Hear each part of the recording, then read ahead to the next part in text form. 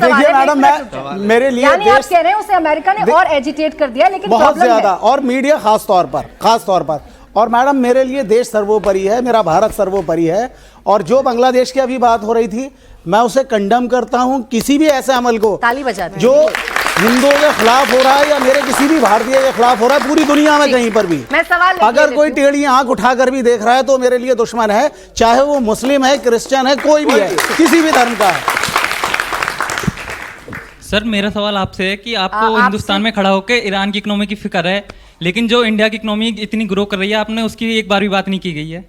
मुमताज जी आपसे गूगली। बिल्कुल आप सही कह रहे हैं। हमें यहाँ की फिक्र भी है, यहाँ की बेरोजगारी की फिक्र है, महंगाई की फिक्र है, गिरते हुए जो हमारे रुपया है उसकी भी फिक्र है। लेकिन चूंकि मामला दूसरा भी हो रहा है, इसलिए मैं उस पर बात कर रहा हूँ। और अल्हम्दुलिल्लाह हमारा आने वाले दिनों में मुल्क बहुत स्ट्रांग होगा और विश्व गुरु हमारा मुल्क बनेगा, हमें ऐसी उम्मीद है।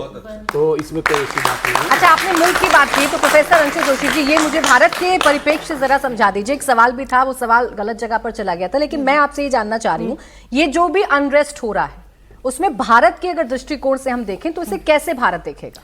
हमारा डायस्पोरा है वहाँ, मेरे ख्याल 10,000 से ज़्यादा लोग हैं। हम सिर्फ स्टूडेंट्स की बात न करें, वहाँ और भी लोग हैं भारतीय मूल के जो ईरान में रहते हैं। और निश्चित तौर पर प्रोटोकॉल के तहत मुझे लगता है कि मिनिस्ट्री की तरफ से एडवाइजरी या तो आ चुकी होगी, हम चेक करेंगे, एडवाइजरी आती होगी। और इवैक्यूएशन को लेकर के भी हमने हमेशा देखा है कि जब जब इस प्रकार की स्थितियां बनी हैं, चाहे प्राकृतिक आपदा की दृष्टि से हम देखें या युद्ध की स्थिति में भी, तो अलग अलग जो ऑपरेशंस हैं वो भारतीय सरकार ने बखूबी चलाए हैं। और हमारे जो भी भारतीय मूल के लोग अलग अलग इस प्रकार के देशों में, अनगिनत ऐसे नाम हैं, फेहरिस्त लंबी है इसलिए सबके नाम नहीं ले रही, लेकिन बहुत सारे ऐसे ऑपरेशंस चलाकर हमारे लोगों को इवैक्यूएट भी कर पाने में भारतीय सरकार सक्षम है। नदीम जी छोटा सा रखिएगा। जी हाँ, ये बच्चे ने अभी सवाल किया था, मैं उसका जवाब दे रहा हूँ। बेटा अभी जब जून के अंदर ये लड़ाई हो रही थी ना, जंग हो रही थी, तो स्पेशल एक जहाज आया था वहाँ पर, भेजा गया था वहाँ से, यहाँ इंडिया के स्टूडेंट्स का, खास तौर पर ईरान ने भेजा था।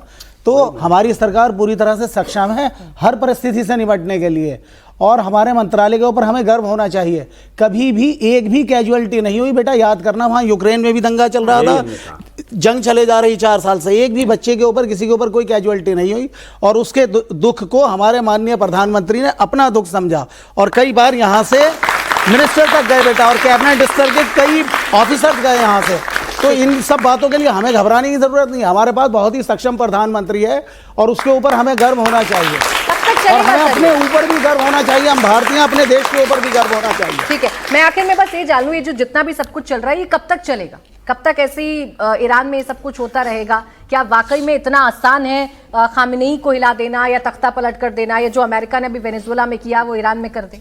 वेनेजुएला में जो अमेरिका ने किया वो ईरान में नहीं कर पाएगा। मैं आपको सीधे सीधे बता रहा हूँ, क्योंकि अमेरिका को बड़ी जिम्मेदारी से पता है कि मुस्लिम कंट्रीज का जो ग्रुप है वो अपने आप में काफी स्ट्रांग है, उन सब के साथ इस तरह का पंगा लेना समझदारी नहीं है। लेकिन आपके सवाल से एक पहले वाला जो सवाल था कि India and Iran, India stands to its stand कि कहीं पर भी कोई भी किसी भी तरह की टेररिज्म कर रहा है, हम उसे कंडेम करते हैं। बिल्कुल करेंगे।